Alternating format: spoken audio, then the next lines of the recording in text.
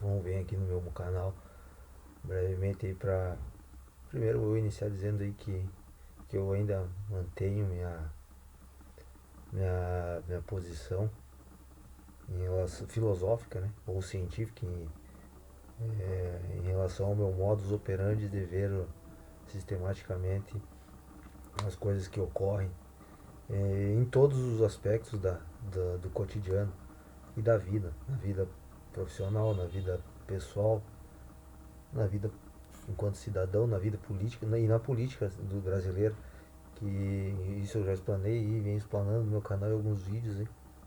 E, e é um construto que eu venho construindo, um construto, não sei se encaixaria num pleonasmo, mas é uma construção, é um construto que ele está sempre em construção. Isso aí vem muito a calhar com a ideia de visão científica, embora aí, se eu for abranger aí, ou tentar explanar minhas ideias sobre minha visão sobre a questão científica. Agora, há pouco aí estou lendo, mas estava lendo um livro sobre o universo, um livro sobre cosmologia, e ali ele entra, faz uma introdução aos aspectos da visão científica, das condições para que eu seja, se nisso mesmo tem algumas divergências, mas são questões que da maneira que é vista algo para ser considerado científico. Ele existe, por exemplo, eu já falei isso em outro vídeo, então, a questão que existe a obrigatoriedade dele poder ser falso, porque a partir do momento que ele é descoberto como falso, se dá que ele foi verdadeiro em algum momento, mesmo pretérito. Então tem uma discordância sobre isso, né, sobre essa visão científica, sobre essa questão, mas e também vejo que isso não é o mais importante, porque isso é mais teórico. E a ciência ela avança de acordo com a experiência, experimentalismo. E, então eu vejo que isso aí não é o mais importante, é mais um debate que se encaixa mais na questão acadêmica. Ele, ele não é o leitmotiv, não é o motor que move a, a, a operacionalidade, a ida a campo da ciência. A ciência vai a campo e faz suas experiências e, e, e define se algo pode ser verdadeiro, se algo pode não, se algo não é verdadeiro. Claro que eu também posso estar em erro, mas eu aceito isso, né? Eu aceito que e na verdade é essa minha visão, eu entendo, eu acho muito mais produtivo, muito mais útil entender que mesmo eu estando correto, em algum momento a minha visão, minha metodologia, ela pode vir a ser sobreposta, a ser, a ser corrigida também. Então eu aceito que isso sempre é válido, que, mas até que não, em caso contrário, até que não ocorra essa desvalidação por mim, nesse caso por mim mesmo, mas entendendo que qualquer outra pessoa que me demonstre ou que apresente algo mais palpável, mais plausível, mais coerente com a realidade que eu consiga compreender e que eu compreendo, possa vir a mudar. Então eu trabalho sempre nesse sentido, que tudo, a todo momento ou constantemente, qualquer, qualquer, qualquer, qualquer argumento, né? Acho que o mais importante é o argumento, qualquer teoria ou qualquer método está, está, está, está sempre nessa condição de poder me, me contradizer. Isso eu entendo que pode ser em todas as situações, em todos os campos. Agora, até que isso não aconteça, eu mantenho que eu sigo uma verdade. E nisso, seguindo essa premissa anterior, eu entendo que não faz sentido eu entender isso aí eu faço eu já explanei que eu tenho, na verdade, eu venho construindo também, que é a questão sobre o Karl Popper, né, que ele fala da falseabilidade. E eu preciso estudar mais, mas por enquanto eu sigo nessa linha. Então eu entendo que não, que até que eu sigo essa condição que eu possa estar errado ou que que eu posso, nesse caso eu poderia evoluir, posso evoluir no meu sistema de raciocínio, no meu sistema de conhecimento. Mas enquanto eu não encontro, enquanto eu não encontro algo que possa, não entro nem na questão de me contradizer, mas de me corrigir, ou me alinhar, me colocar na direção correta, eu continuo, continuo ratificando as teorias que eu sigo. Algumas coisas eu posso mudar, outras não. Mas nisso então eu entendo essa questão de estar sempre é uma conditio sine qua non, na verdade, é uma condição sine qua non, não pode ser, é uma constante, e é essa constituição que eu divirjo, né, da questão da falseabilidade, que eu não entendo que exista que seja necessário existir o conceito da falseabilidade para algo se tornar científico, porque eu considero que a falseabilidade ou a possibilidade, a probabilidade de estar errado é uma constante. Então, a possibilidade de eu estar correto sendo uma constante, ela é sempiterna, eu diria, ela é eterna, é constante no tempo. Isso faz que eu não precise aceitar a falseabilidade para ser algo científico. Por quê? Porque enquanto eu não consiga encontrar o erro ou não me seja demonstrado o meu erro ou qualquer outro erro, na verdade eu vou reafirmando as minhas teorias, as minhas convicções, eu não gosto de falar em convicções, as minhas investigações. Tudo bem. Então, nessa linha de pensamento, que eu trago também para a questão política, na verdade eu faço uma aplicação disso, eu chego à conclusão que já falei sobre isso, sobre as competências dos poderes, então eu raciocino dessa maneira, diferentemente, por exemplo, de um servidor público, e não é uma crítica, né, mas ele vai raciocinar de acordo com as leis. Uh, uh, vai raciocinar de acordo com as leis, de acordo com as competências abrangidas e expressas no ordenamento jurídico. Eu penso o contrário. E claro que eu encaixaria nessa parte no sistema legislativo. E nesse caso, contenderia, trabalharia na questão das mudanças das leis. E eu faço essa introdução para entrar no caso aí que aconteceu do cidadão, aquele senhor, né, que agora recebeu o perdão lá presidencial, a graça presidencial. E eu não vou me tomar porque para mim parece muito simples. E mais em relação a que eu abordaria mais, porque eu até comecei a ver aquele vídeo ali, mas eu já tinha visto uma vez ou duas vezes lá quando surgiu um ano atrás, mas agora deu todo esse problema, e o problema maior é que eu vejo que esse tipo de situação esteja sendo debatido, por exemplo, na maior da corte, que eles chamam de Corte Suprema do Brasil, o Excelso Pretório, que é o Supremo Tribunal Federal, e seus integrantes, gostando ou não do trabalho deles. E no momento são essas pessoas, são esses são cidadãos aí que ocupam esse espaço, essa função no, no, no, no nosso sistema, no nosso ordenamento aí, de modo civilizado, né? São eles que ocupam, gostando ou não, existindo. Eu mesmo já falei, já entendo que até na questão de colocação de, na questão da nomeação dos ministros, eu acho que ele deve ser, né, diferente, deve ser de outra maneira. Mas são eles que estão lá, como da mesma maneira eu tenho discordâncias em relação aos poderes legislativos e ao representante do poder executivo. São eles que é o presidente que está aí, que foi eleito, e são os legisladores que estão aí, são eleitos. Então trabalharíamos com eles até o próximo pleito, que é agora. E, e isso envolve outros problemas, que é a questão da representatividade de cada eleitor delegando seu poder ao seu representante. Então, por mais aqui, simplesmente eu falo vou falar do meu entendimento. Aí eu falo do meu entendimento em relação,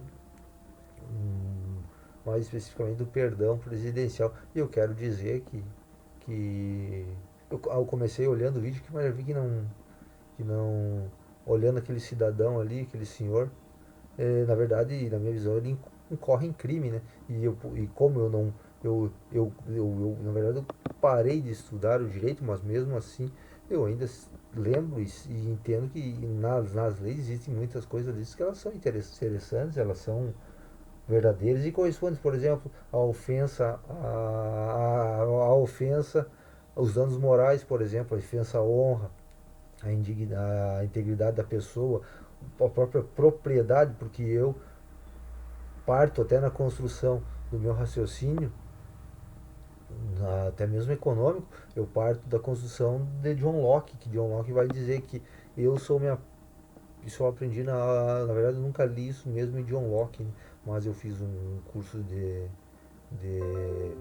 de graduação em filosofia. E lá em filosofia política foi apresentada essa situação que John Locke, e isso aí futuramente eu quero rever, ler John Locke e encontrar de fato onde está esse John Locke. Mas no sistema que eu sigo, que é o sistema que eu prezo pela verdade, independente de ter sido John Locke ou não, isso me parece muito razoável, plausível e correspondente com a realidade e com a verdade, consequentemente com a verdade.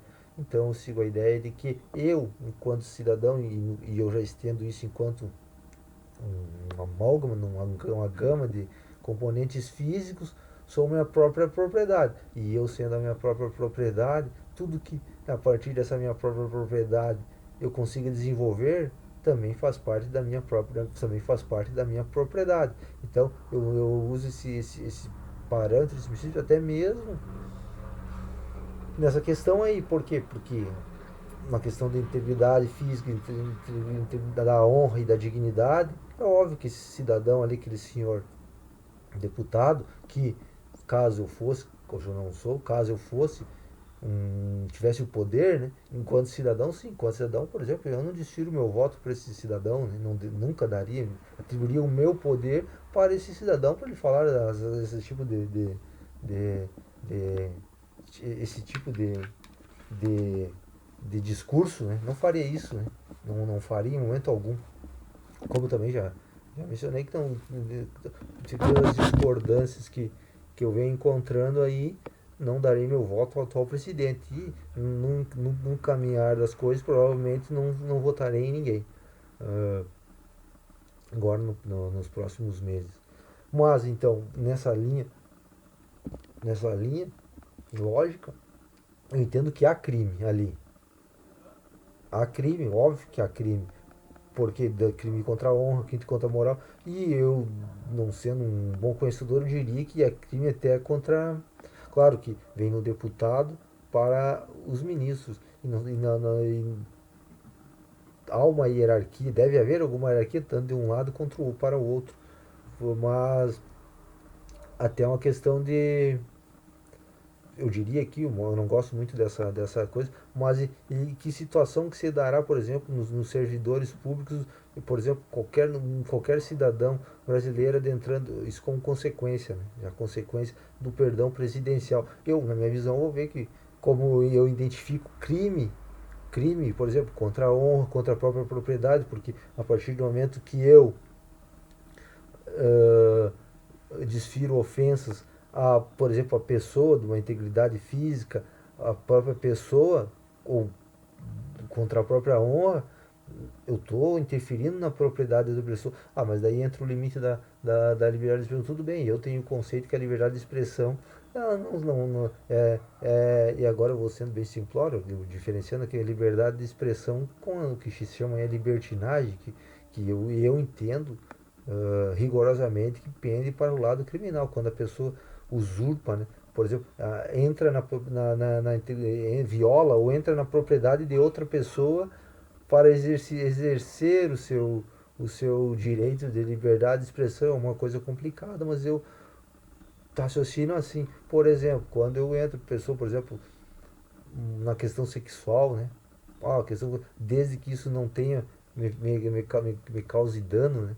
A opção sexual da pessoa não me cause um dano direto, a cor, a raça, a cultura. Então eu entro nesse lado. Então, a partir do momento que a pessoa prescinde, ela precisa ou ela quer mesmo entrar, ou ela de fato ela entra, né? Independente da motivação, ela entra na propriedade de outra pessoa, ela comete um crime, né? Por exemplo, quando eu aí não vou aqui, não quero, não preciso ah, lembrar ou repetir o que disse esse cidadão, que no meu caso ou no meu caso eu não estou aqui defendendo só para fazer aqui eu não defendo aqui o Supremo Tribunal Federal e nem o condeno e também não defendo o representante ou o que se chama chefe do Poder Executivo, que é o presidente, e nem o condeno. Apenas eu demonstro a minha visão, a minha discordância e as minhas concordâncias e talvez as consequências que isso possam ter, né? Por exemplo, hoje eu entrar aqui num, em, um, em uma repartição pública e ofender toda a repartição pública que você vai, e eu já acho que é de forma preventiva, se vai no PROCON, por exemplo, alguém que vai no PROCON, se vai, coisa simples, né? Coisa simples, alguém se vai no PROCON, a primeira coisa que tem ali nos guichezinhos são aquelas lei, tal, lei número tal, tal, tal, tal, é crime ofender ou, ou, ou alguma coisa assim contra funcionário público. É crime, por exemplo, ofender, eu chegar lá na repartição pública na delegacia, encontrar lá o primeiro atendente, o escrivão, a pessoa que faz o boletim, o delegado, ou, ou qualquer outro agente de trânsito, policial, na verdade vai preso, né? Se eu esqueci a palavra agora, se eu desacatar, é crime desacatar funcionário público previsto em lei. Então, se eu encontro um policial na rua e eu desacato o policial, eu vou preso no mesmo momento. E isso aí serve, eu irei preso, qualquer outra pessoa irá preso. Ah, qualquer outra pessoa irá preso, seja quem for. Se um juiz, por exemplo, um coronel desacata um soldado militar, ele pode ser preso, detido e, e processado. Processado. Isso me parece que é até senso comum. Então, o que aconteceu na minha visão ali é óbvio que é crime. Que é crime contra a moral, contra. Eu nem gosto de moral. Na verdade, é uma construção, né? Mas aceito alguns preceitos que eu entendo que correspondem. Mas contra a honra da pessoa, contra a integridade e incitação, também tem incitação ali, é indiscutível aquilo.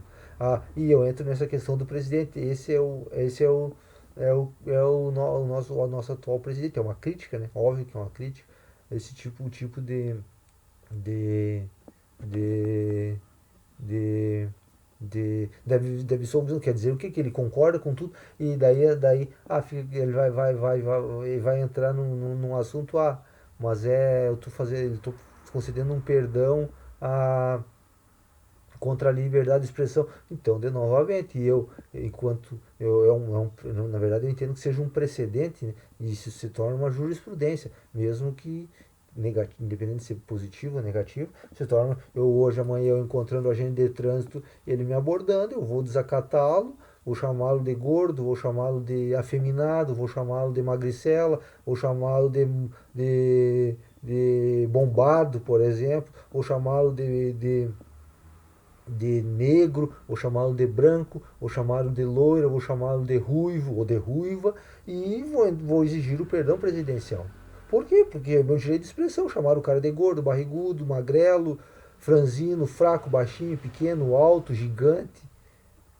Essas são as consequências. E eu entendo como novamente, eu extrapolo o limite das funções. Qual que é o limite? Um agente público, por exemplo, um agente de trânsito, independente se ele é forte, se ele é magro, se ele é gordo, se ele é baixo, se ele é alto, se ele é branco ou se ele é negro. É indiferente, ele é um representante da lei e deve ser respeitado como tal. E a partir do momento que eu extrapolo essa questão, essa questão até contratual, que é o representante da lei empossado via um próprio contrato coletivo, eu adentro na própria propriedade dele, que diz respeito a ele. Então, meu raciocínio funciona assim, até o momento que eu possa ser corrigido ou encontre uma maneira melhor de conhecer a realidade. Então, eu entendo que eu interferi na própria propriedade dele, dizendo que ele é muito forte, por exemplo.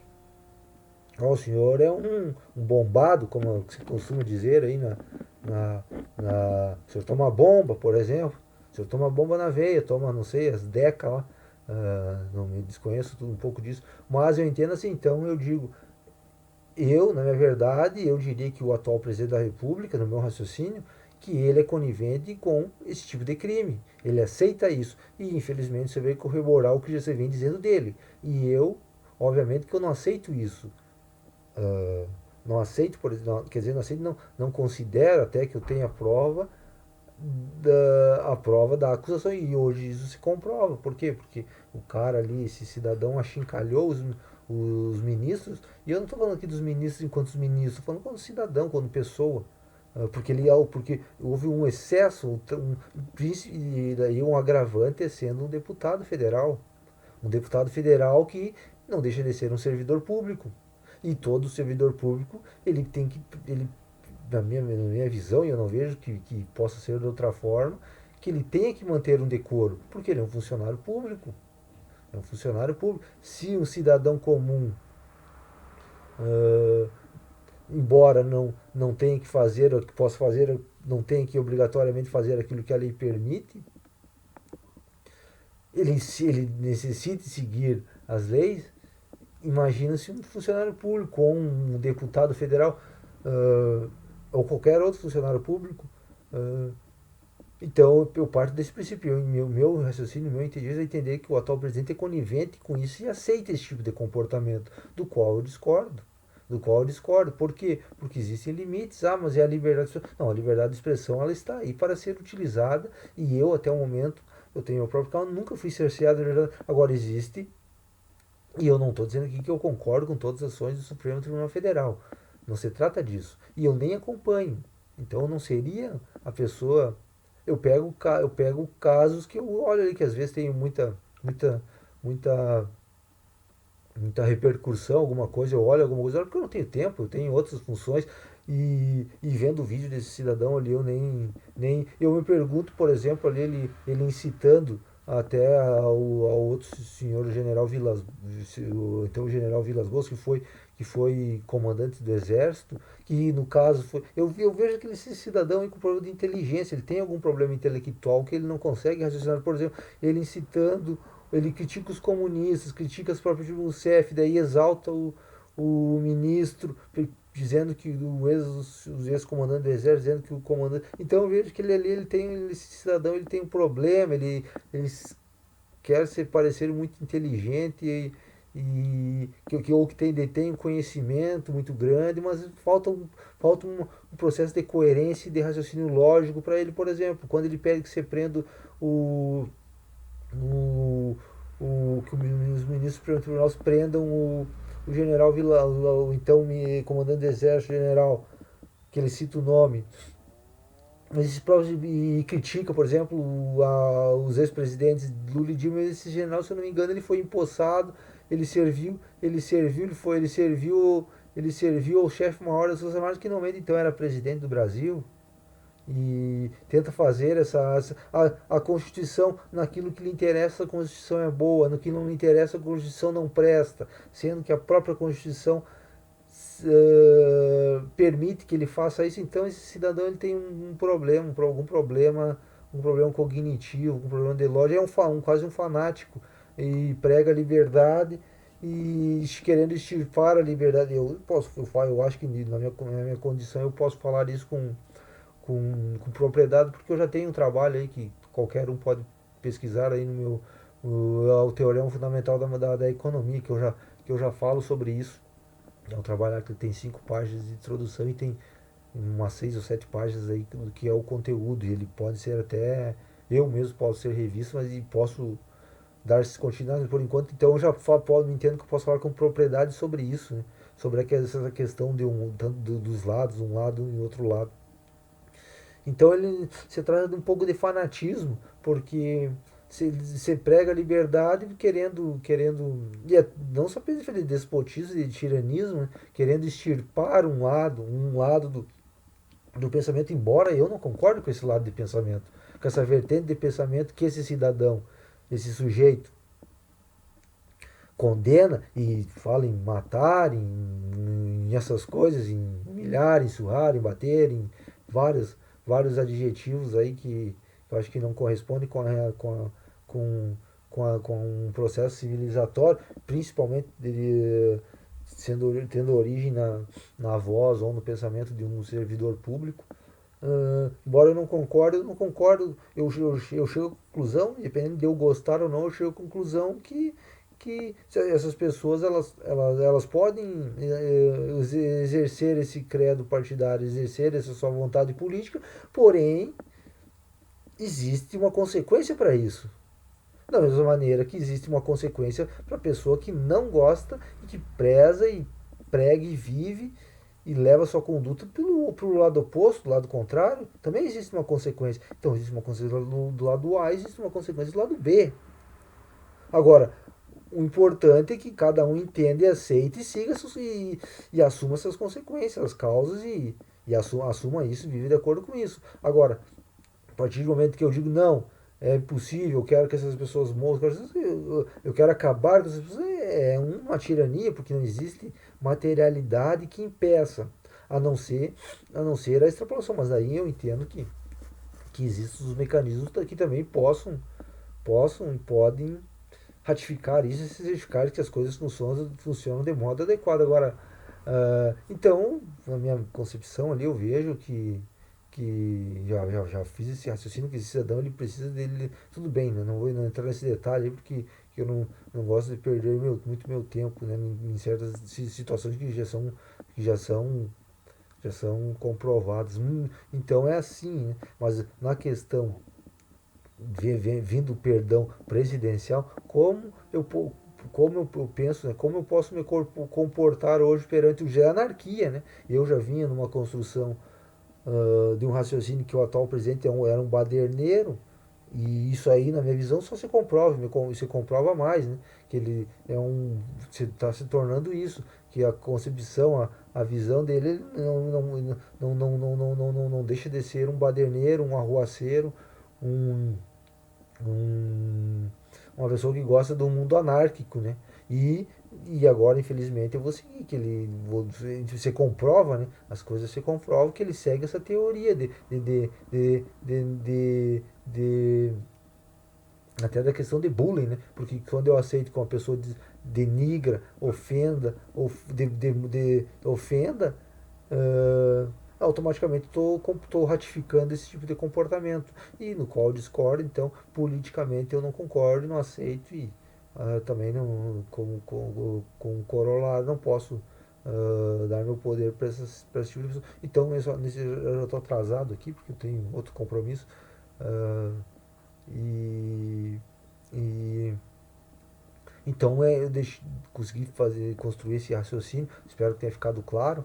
E, e é nessa linha, né? Eu penso as consequências. Enquanto um cidadão como eu hoje, eu enfrentando um agente de trânsito, enfrentando um delegado, enfrentando um juiz, automaticamente se cria uma jurisprudência e eu também quero perdão presidencial. Isso vai transformar o mundo numa anarquia.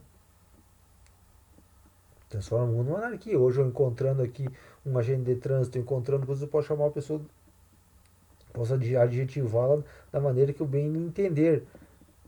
E como fica a lei de desacato à autoridade. E eu não estou defendendo que os ministros, mas estou dizendo que isso é inaceitável. Né? É desnecessário e inaceitável.